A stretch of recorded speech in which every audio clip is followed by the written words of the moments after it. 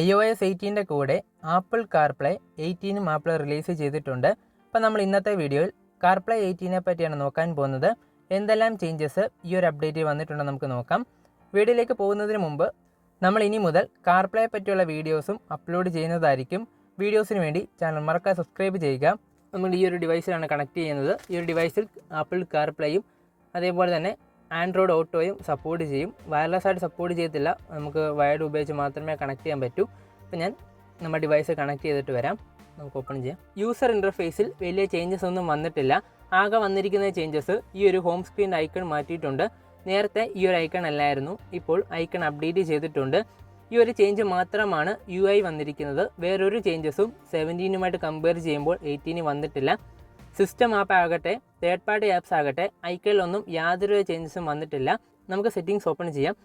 iOS 18 കുറേ പുതിയ wallpapers apple കൊണ്ടുവന്നിട്ടുണ്ട്. നമ്മൾ വാൾപേപ്പർ സെക്ഷനിലേക്ക് വരികയാണെങ്കിൽ നിങ്ങൾക്ക് കാണാൻ പറ്റും, പുതിയതായിട്ട് കുറച്ച് വാൾപേപ്പേഴ്സ് ആപ്പിൾ ആഡ് ചെയ്തിട്ടുണ്ട്. നേരത്തെയുള്ള കുറച്ച് വാൾപേപ്പേഴ്സ് റിമൂവ് ചെയ്യുകയും പുതിയ കുറച്ച് വാൾപേപ്പേഴ്സ് ആഡ് ചെയ്തിട്ടുണ്ട്. കാർപ്ലേ 18 ഒരു വാൾപേപ്പറാണിത്. ഇതേപോലത്തെ കുറച്ച് വാൾപേപ്പേഴ്സ് ഈ ഒരു അപ്ഡേറ്റിൽ ആപ്പിൾ കൊണ്ടുവന്നിട്ടുണ്ട്.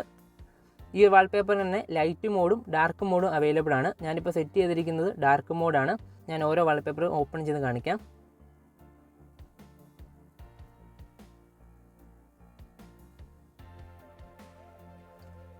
ഓക്കെ, ബാക്കിയെല്ലാം പഴയ വാൾപേപ്പേഴ്സാണ്.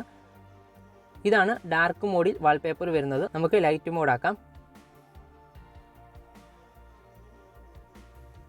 ലൈറ്റ് മോഡിൽ ആ ഒരു വാൾപേപ്പർ ഇതേ രീതിയിൽ ഷോ ചെയ്യും. ഞാൻ എപ്പോഴും ഡാർക്ക് മോഡാണ് സെറ്റ് ചെയ്യാറുള്ളത്. നിങ്ങൾ ലൈറ്റ് മോഡാണോ ഡാർക്ക് മോഡാണോ യൂസ് ചെയ്യുന്നത് കമൻറ്റ് ചെയ്യുക. അപ്പോൾ ഇതാണ് വാൾപേപ്പർ സെക്ഷനിൽ വന്നിരിക്കുന്ന ചേഞ്ചസ്.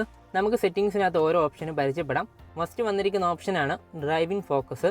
ഐഫോണിൽ ആഡ് ചെയ്യുന്ന പോലെ തന്നെ കാർപ്ലേയിലും നമുക്ക് ഫോക്കസ് ആഡ് ചെയ്യാൻ പറ്റും.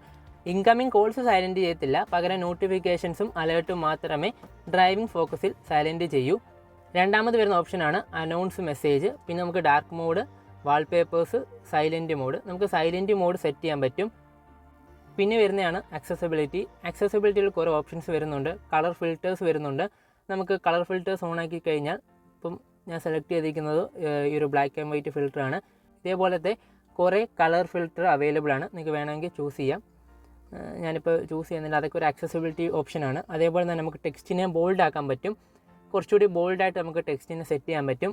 വോയിസ് കൺട്രോൾ എനേബിൾ ചെയ്യാൻ പറ്റും.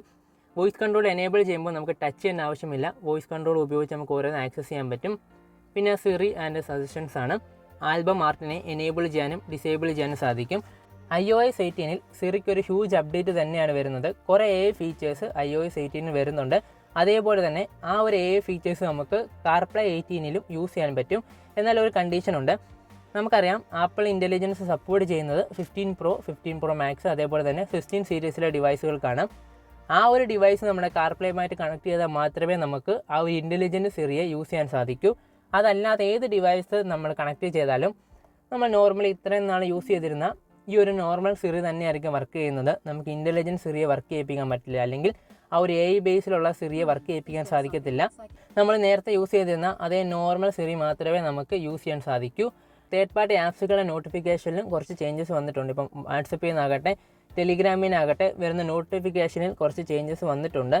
ഇനി മുതൽ നമ്മൾ കാർപ്ലേ വരുന്ന ചേഞ്ചസിനെ പറ്റിയും വീഡിയോസ് അപ്ലോഡ് ചെയ്യുന്നതായിരിക്കും. അപ്പോൾ ഇത്രയും കാര്യങ്ങളാണ് കാർപ്ലേ 18 പറ്റി പറയാനുള്ളത്. നിങ്ങൾക്ക് എന്തെങ്കിലും ഡൗട്ട് ഉണ്ടെങ്കിൽ തീർച്ചയായും നിങ്ങൾ മെസ്സേജ് ചെയ്യുക.